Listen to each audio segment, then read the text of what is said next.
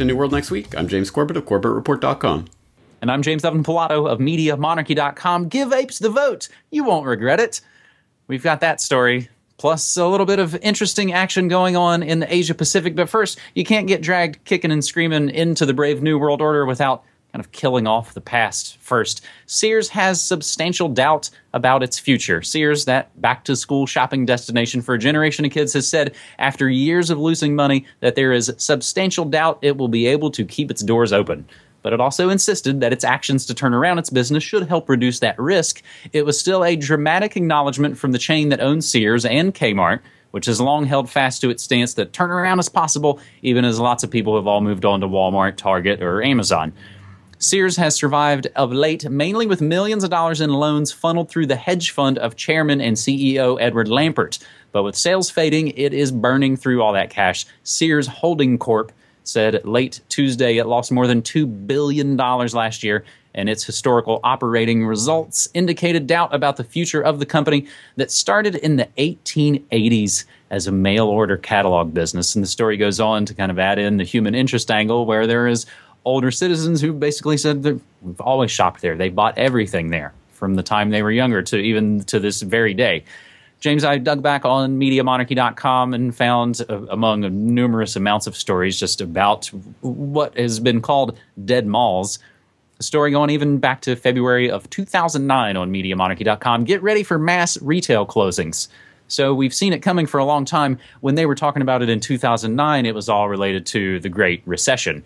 But now, nearly a decade later, it's not only the Great Recession, but just the massive, massive changes that have happened. James? Well, I think that's it. You just hit the nail on the head. It's changes. I don't think... I mean, I'm not going to shed a tear for Sears, not just in the sense that I don't care about the big corporate behemoth, but also in the sense that this does just reflect a change that has taken place and is certainly taking place in the way that people shop.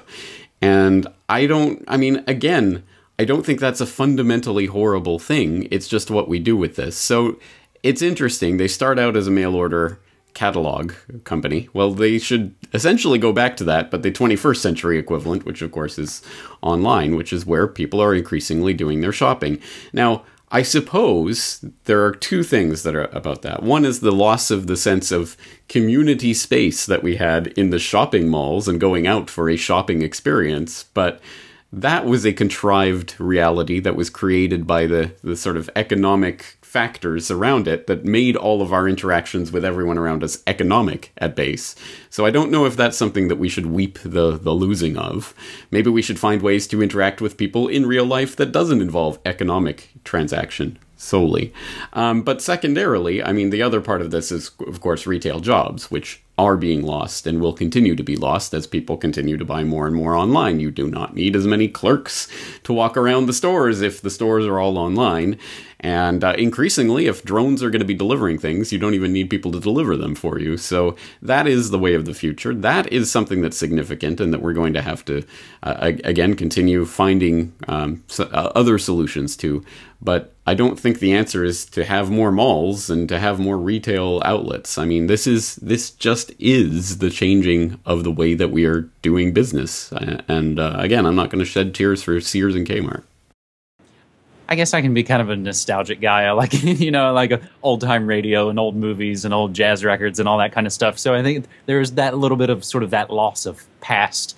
But you also, in your first point, I kind of like the idea that it could, it's weathered 130 years of changes. The idea that it could go back to sort of being a small kind of craft boutique and could actually, in some ways, regain some kind of cool cachet in some ways. Again, not like I'm going to go to work for them on their marketing, but it's just sort of thinking about, just these massive changes. And again, everything we say will always be included in the show notes, including that link back to the 2009 story. And I think it's always interesting to look at some of these dead malls. And there have been photographers who have done, series of photographs that show deserted malls, ceilings caved in, filled with animals and snow, and there are these kind of eerily beautiful things. And I suppose that's maybe the way we can just wrap up that first story for this New World Next Week, episode 303 for March 23rd, 2017.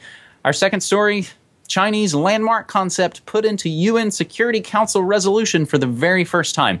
The Chinese concept of building a human community with shared destiny was on March 17th incorporated into a United Nations Security Council resolution for the first time, mirroring the global recognition of China's great contributions to the global governance.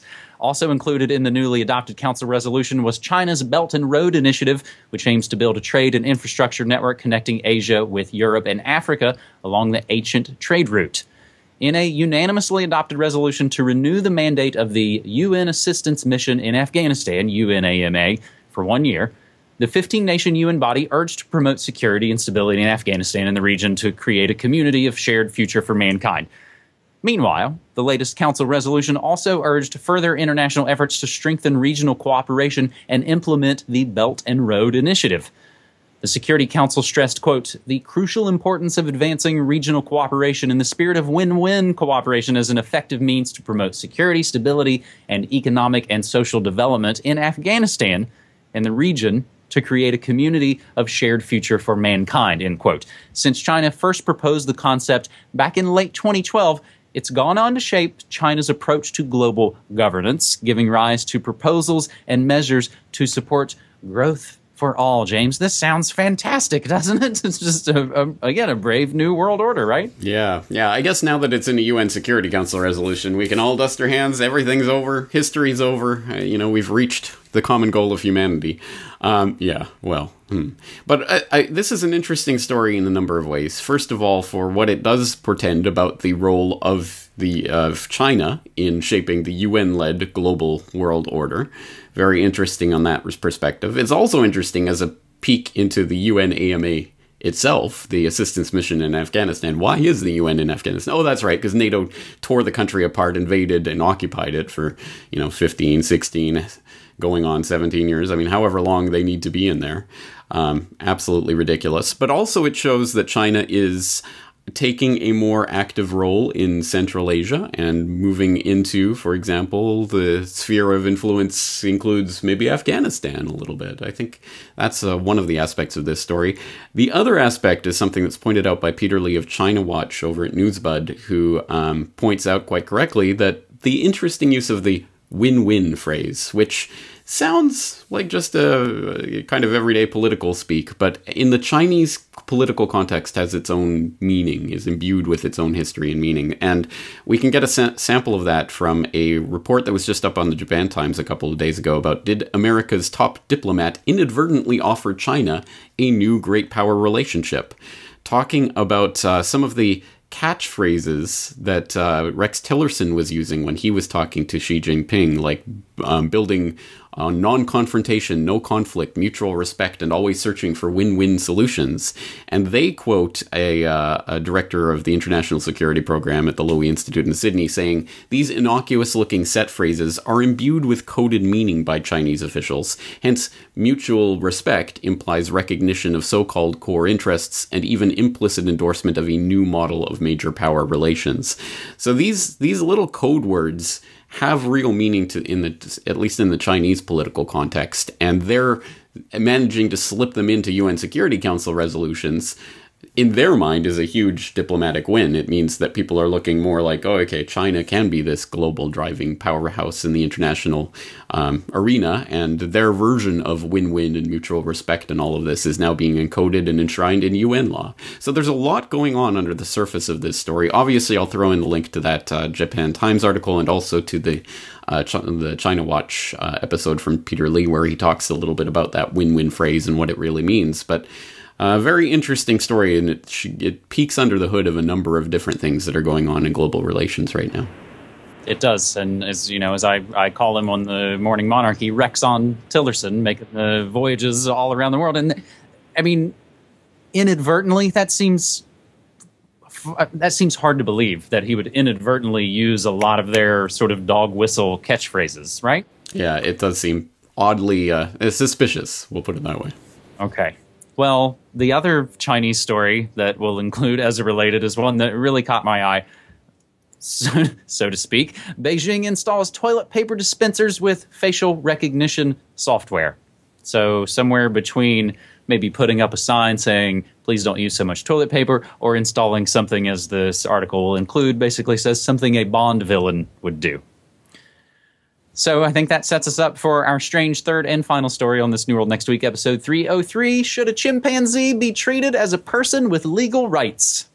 An attorney in a court in New York says that a chimpanzee should be treated as a person with legal rights. So they answer that question right in the outset. Attorney Stephen Wise argued last Thursday before a state appeals court in Manhattan that 2 chimps named Tommy and Kiko should be freed from cages to live in an outdoor sanctuary. Kiko's owner, Carmen Presti, says his family at an upstate Niagara Falls, New York sanctuary isn't letting go of the deaf chimp he and his wife rescued 23 years ago. Attorney Wise must now wait for the 5-judge panel to issue their decision. That could happen in a matter of days or weeks. Wise represents the Non-Human Rights Project that has filed lawsuits on behalf of the chimps in various New York courts, unsuccessfully so far. So we shall see what comes of this case. But James, one, it makes me think of The Simpsons with the funny billboard in the future of giving apes the right to vote, and you won't regret this at all.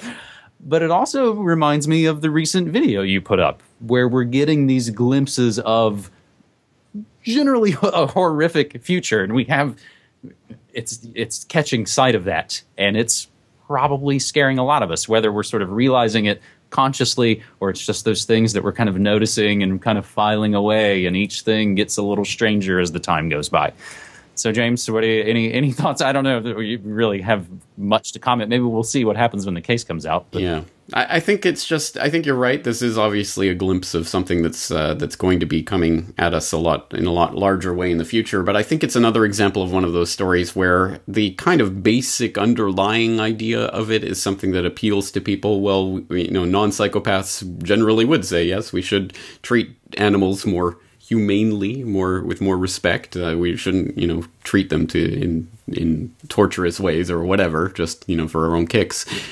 And everyone has that underlying sense. They don't want to be cruel to animals, but now trying to encode that in courtrooms, in the law, I mean, clearly this can go very bad very quickly when people start representing the animal sphere in the courtroom, and who gets to speak for the animals and in what way, and how will that be applied, and then is that lowering the human rights status of humans and things like this. So I think when we start to bring in the court sphere of it, I think we should all be skeptical, even if, look, I have nothing against people who are for animal better treatment, but I think doing it in the courtroom is not the right way, and it's going to be used against us as a weapon, as pretty much everything else that goes into that sphere of criminal justice ultimately does.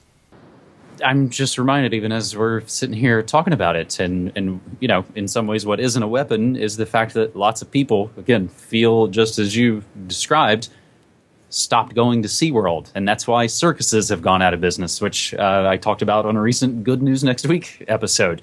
So there are ways to sort of put these things aside. And again, there are ways to be nicer to all living things all around you. And actually, I'll probably go into that a little bit more on the morning show tomorrow, as they've seen these kind of strange cannibalism memes really kind of going around from CNN to all the new movies in the theater. And that's, again, I think a really important, interesting, kind of disturbing conversation that we kind of have to have. So having said that, James, let's at least have some little bit of good news. I published my latest episode of Good News Next Week for the first day of spring, as solutions are springing up all around, and it's got great ideas about simple ways that we can crush crony cartels and, again, build community and do all of the things that in some ways hopefully we're laying out in these episodes. Just to drive that point home a little further, I wanted to find at least another bit of new good news that wasn't included on that recent episode, and I found it using hashtag Good News Next Week. Man picking up North Carolina trash for 20 years for free, almost every single day for the last 20 years. Terrell Jonas has walked up and down Mount Holly roadsides in North Carolina, putting on a yellow vest and picking up the trash that everybody else throws out. I kind of like this story, and I think it goes along well with last week's story about the Portland anarchist road care, that you don't be told or you don't have to be forced by government to do things. If we do things because our heart and our mind and our community all lead us that way, then that's just going to be that success. So, James, hopefully we can wrap up this episode 303, hopefully on that kind of positive, kind of outreach, community-oriented note. And I will throw in a humorous-related link to to a samurai cleanup crew in Tokyo that you have to see to understand. But anyway, it's not so uncommon, I think, at least in Japan. I don't know what's common back in North America anymore, because I haven't lived there for a couple decades, but I think the idea of community cleanup is not such a strange thing, and people just doing that voluntarily because they want to keep their communities clean. Again, it's something that all of us feel, so it shouldn't be that surprising when we actually see people doing it, but at any rate, we do need people who do it so that they can be the leaders and examples for others. But anyway, on a completely different note, let's wrap things up for this week, James. I appreciate the stories and the time. I hope people...